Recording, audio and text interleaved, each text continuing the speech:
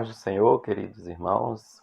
Neste domingo, dia 28 de março de 2021, nós estamos finalizando o primeiro trimestre de 2021 da Escola Bíblica Dominical.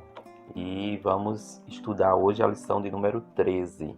Durante todo esse período, nós estudamos 12 lições, e hoje é a lição número 13. E a primeira lição, ela teve como título A Pessoa do Espírito Santo. A segunda foi a atuação do Espírito Santo no plano da redenção. A terceira, o batismo no Espírito Santo. A quarta, a atualidade dos dons espirituais. A quinta, o fruto do Espírito, o eu crucificado. Lição 6, santificação, comprometidos com a ética do Espírito. A 7, cultuando a Deus com liberdade e reverência. A 8, comprometidos com a palavra de Deus. A 9, vivendo o fervor espiritual. A 10, o Senhor Jesus cura hoje. A lição número 11 foi compromissados com a evangelização. A 12, a urgência do discipulado. E hoje nós vamos estudar a de número 13, voltados os olhos para a bendita esperança. O tema geral da lição desse trimestre foi o verdadeiro pentecostalismo, a atualidade da doutrina bíblica sobre a atuação do Espírito Santo. Essa lição aqui. Um ponto importante que nós pudemos perceber nessa lição é que ela tratou de algumas doutrinas que são próprias do pentecostalismo, né? Especialmente das Assembleias de Deus. Por exemplo, na pneumatologia, a lição número 3 e 4, né, tratou de uma perspectiva continuista, ou seja, a atualidade do batismo no Espírito Santo e também dos dons espirituais. Aquele fato de que no pentecostalismo nós cremos que a atuação do Espírito Santo, tanto no batismo quanto nos dons espirituais, continua, permanece até os nossos dias. Não foi somente para o período apostólico, né? Não foi somente para Atos, como a outra posição, que é a cessacionista, ela pretende, né? Ela ensina. Na lição número 11, a gente teve já um tópico sobre a soteriologia, a doutrina da salvação, e enfatizou um dos pontos do arminianismo, que é a nossa corrente de interpretação da doutrina da salvação, especialmente quando ele desenvolveu aquele tópico da expiação ilimitada, né? O fato de Cristo ter morrido por todos os homens, por toda a humanidade, e não somente por um grupo eleito. E aqui na lição número 13, a gente tem esse assunto que é um assunto escatológico. O título Voltados os Olhos para a Bendita Esperança reflete a posição assembleana que segue o dispensacionalismo, que é aquela corrente do pré-tribulacionismo, né? Que vê o milênio como um evento literal. Vamos para a leitura bíblica em classe dessa lição, que está no livro de Atos, o capítulo 1, do versículo 6 ao 11. O texto áureo da lição é Tito 2 e 13, que diz: aguardando a bem-aventurada esperança e o aparecimento da glória do grande Deus e nosso Senhor Jesus Cristo. A verdade prática diz: a nossa esperança é algo vívido e real. Não se baseia em utopia e nem em imaginação humana, mas em fatos revelados na palavra de Deus e confirmados pela história. A leitura bíblica em classe, de Atos 1, do 6 ao 11, diz assim: aqueles, pois, que se haviam reunido, perguntaram-lhe, dizendo: Senhor, restaurarás tu neste tempo o reino a Israel? E disse-lhes: não vos pertence saber os tempos ou as estações que o Pai estabeleceu pelo seu próprio poder. Mas recebereis a virtude do Espírito Santo, que há de vir sobre vós, e ser-me-eis testemunhas, tanto em Jerusalém, como em toda a Judéia e Samaria, e até os confins da terra. E quando dizia isto, vendo eles, foi elevado às alturas, e uma nuvem o recebeu, ocultando-o a seus olhos. E estando com os olhos fitos no céu, enquanto ele subia, eis que junto dele se puseram 2 varões vestidos de branco, os quais lhes disseram: varões galileus, por que estáis olhando para o céu? Esse Jesus, que dentre vós foi recebido em cima no céu, há de vir, assim como para o céu o vistes ir. Essa expressão última aqui, esse Jesus que dentre vós foi recebido em cima no céu, há de vir, assim como para o céu o vistes ir, é exatamente a bendita esperança, não é? A segunda vinda de Cristo. A introdução mostra justamente isso, que a expressão bendita esperança se refere à segunda vinda de Cristo. Nós temos aqui 3 tópicos. O primeiro, com o título Breve o Senhor virá, fala da vinda de Cristo, o fato de que é uma promessa de Jesus e também que este dia se aproxima. No caso da vinda de Cristo, ele coloca aqui que todos os ramos do cristianismo concordam que Jesus um dia voltará. Mas essa unanimidade não ocorre no tocante à maneira como isso vai acontecer. No caso, porque há diversas interpretações. A gente tem o pré-milenismo, o pós-milenismo, o amilenismo, né? Ou pré-tribulacionismo, pós-tribulacionismo, tem o preterismo parcial, que são compreensões a respeito da forma como Cristo virá, que divergem entre si. Isso é natural porque trata-se de uma abordagem sobre eventos que ainda não aconteceram, que ainda irão acontecer. Então dá margem, né, para essa diversidade de compreensões. Embora nós, na nossa perspectiva escatológica, estejamos sempre amparados em textos bíblicos, né, que refletem a posição que assumimos. Essa expressão segunda vinda de Jesus, ela abarca pelo menos 2 outras ou 2 outros entendimentos, como ele coloca aqui, que é o arrebatamento da igreja e a vinda de Jesus em glória. Quanto a esse primeiro, a gente vê em 1 Tessalonicenses 4:15, da seguinte forma: dizemo-vos, pois, isto, pela palavra do Senhor, que nós, os que ficarmos vivos para a vinda do Senhor, não precederemos os que dormem. E quanto à expressão a vinda de Jesus em glória, em 2 Tessalonicenses 2:8, nós lemos assim. Nós lemos a expressão o esplendor da sua vinda, no caso da vinda de Jesus. Prosseguindo o próximo tópico, ele fala sobre o fato de que Jesus prometeu voltar. Há uma promessa de Jesus. A gente vê lá no capítulo 14 do Evangelho segundo João, versículo 1, não se turbe o vosso coração, crede em Deus, crede também em mim. Na casa de meu pai há muitas moradas. Se não fosse assim, eu vos teria dito, vou preparar-vos lugar. E se eu for e vos preparar lugar, virei outra vez e vos levarei para mim mesmo, para que aonde eu estiver, estejais vós também. Então há uma promessa da vinda de Jesus.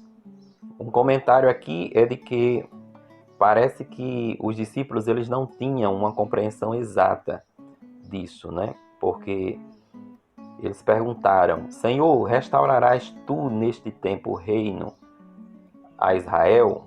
Então talvez aqui eles estivessem pensando num reino físico, num reino político, porque isso era o pensamento dominante de Israel. Mas Jesus ele corrige esse entendimento aí, por duas razões, né? Primeiro é que o dia e a hora dessa bendita esperança é uma exclusividade do Pai. Está fora do radar humano, como ele diz aqui, né? Daquele dia e hora ninguém sabe, nem o Filho, mas unicamente meu Pai. E segundo é que a restauração do reino de Deus não é só para Israel, mas é para todos os povos, né? Justamente por causa daquela expressão do versículo 8, que ele diz, ser-me-eis testemunhas tanto em Jerusalém, como em toda a Judéia e Samaria, e até os confins da terra. Finalizando esse primeiro tópico, a gente tem o fato de que o dia se aproxima. E isso nós sabemos pelos sinais.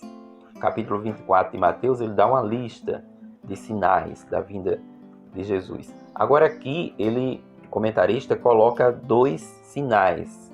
Ele realça aqui 2 sinais, né? Ele fala assim, que Jesus deixou sinais claros e evidentes que mostram que esse dia está próximo. E aí ele diz que os principais são a efusão do Espírito Santo, que é uma promessa para os últimos dias, com base no texto de Joel 2, 28, 32 e Atos 2, 16 a 21. Esse texto de Atos 2, 16 a 21, ele diz assim: mas isto é o que foi dito pelo profeta Joel, e nos últimos dias acontecerá, diz Deus, que do meu espírito derramarei sobre toda a carne, e os vossos filhos e as vossas filhas profetizarão, os vossos mancebos terão visões, e os vossos velhos sonharão sonhos. Também do meu espírito derramarei sobre os meus servos e minhas servas naqueles dias, e profetizarão. E farei aparecer prodígios em cima no céu e sinais embaixo na terra, sangue, fogo e vapor de fumo. O sol se converterá em trevas e a lua em sangue antes de chegar o grande e glorioso dia do Senhor. E acontecerá que todo aquele que invocar o nome do Senhor será salvo. Até o versículo 21. E aí ele mostra que, a partir do avivamento da Rua Azusa, né, aquele início do movimento pentecostal, o evangelho ele tem se espalhado pelo mundo inteiro. A promessa, né, da efusão do Espírito tem se espalhado. E também o fato de que os pentecostais eles são o maior movimento protestante do mundo. O segundo sinal, o outro sinal que ele traz, é justamente a fundação do Estado de Israel, baseado em Lucas 21, 29 e 31, né? Esse entendimento, né, que se tem do texto de Lucas. Lucas 21, 29 a 31 é aquele texto que diz assim: e disse-lhes uma parábola: olhai para a figueira e para todas as árvores. Quando já tem rebentado, vós sabeis por vós mesmos, vendo-as, que perto está já o verão. Assim também vós, quando virdes acontecer estas coisas, sabei que o reino de Deus está perto. Segundo tópico da lição, nós temos a necessidade de vigilância. A vigilância ela se faz necessária porque ninguém sabe o dia nem a hora em que o Senhor virá. Por isso nós devemos estar permanentemente acordados, atentos, né, no cuidado de não nos afastarmos de Jesus e da esperança da sua vinda. Temos aqui a exortação à vigilância, o versículo de Mateus 24 e 44, quando ele diz: vigiai, pois, porque não sabeis a que hora há de vir o vosso Senhor. Essa era a preocupação dos apóstolos, né? Nós vemos aqui que ninguém sabe quando Jesus vai voltar, e por isso a gente deve estar acordado, vigilante, apercebido, né? 1 Tessalonicenses 5, 2 ao 6, nós temos essa expressão, 5, do 2 ao 6. Porque vós mesmos sabeis muito bem que o dia do Senhor virá como o ladrão de noite. Pois que quando disserem a paz e segurança, então lhes sobrevirá repentina destruição, como as dores de parto àquela que está grávida, e de modo nenhum escaparão. Mas vós, irmãos, já não estáis em trevas, para que aquele dia vos surpreenda como um ladrão. Porque todos vós sois filhos da luz e filhos do dia. Nós não somos da noite nem das trevas. Não durmamos, pois, como os demais, mas vigiemos e sejamos sóbrios. E o outro texto de 2 Pedro 3, do 8 ao 10.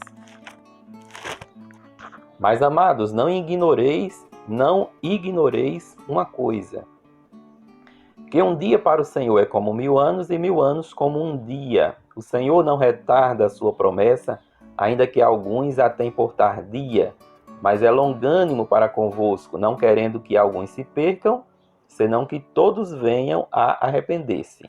Mas o dia do Senhor virá como o ladrão de noite, no qual os céus passarão como um grande estrondo, e os elementos ardendo se desfarão, e a terra e as obras que nela há se queimarão. Então aqui temos a necessidade de ficarmos atentos, aguardando a vinda do Senhor.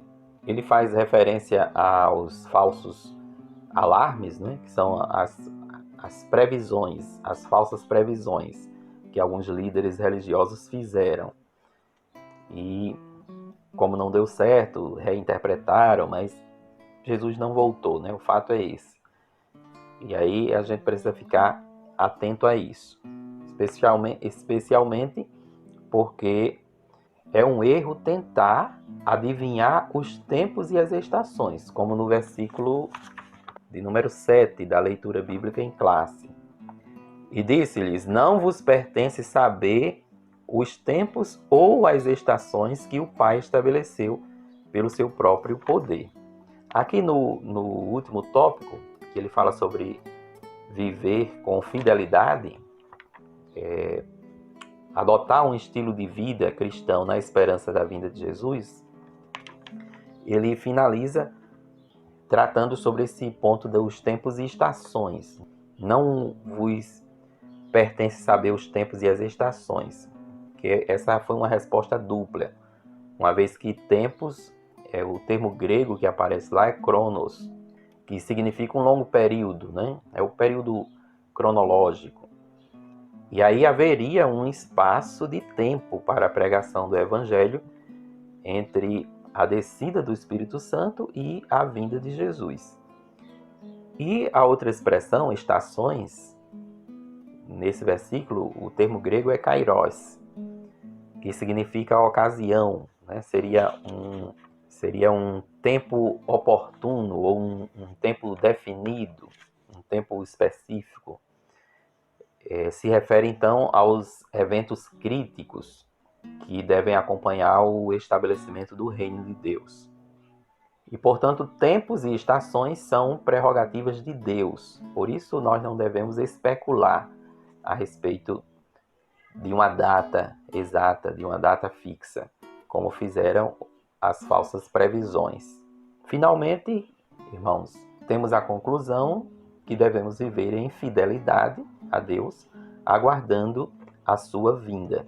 Que Deus abençoe a todos e até o próximo trimestre, que se iniciará no domingo seguinte. Deus abençoe a todos.